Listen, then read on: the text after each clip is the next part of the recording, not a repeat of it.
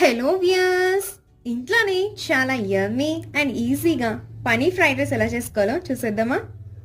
ముందుగా పనీర్ పీసెస్ని మ్యారినేట్ చేసుకోవాలి. మ్యారినేట్ చేసుకున్న పనీర్ పీసెస్ని రెండు వైపులా వేయించుకుని పక్కన పెట్టుకోవాలి.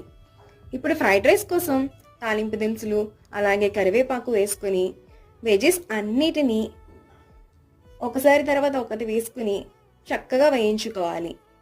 ఇప్పుడు అందులోకి రైస్ యాడ్ చేసుకొని కొద్దిగా ఉప్పు, కారం, మిరియాల పొడి అలానే కొత్తిమీరని చల్లుకొని మొత్తం అంతా ఒకసారి కలుపుకొని హై ఫ్లేమ్ మీద టాస్ చేసుకుని దించేసుకోవడమే. క్లారిటీగా కావాలంటే ఫుల్ వీడియో లింక్ కిందనే ఇస్తాను, క్లిక్ చేసి చూసేయండి. వీడియో నచ్చినట్లయితే లైక్ చేయండి, అలానే మన ఛానల్ని సబ్స్క్రైబ్ చేసుకోవడం మర్చిపోకండి.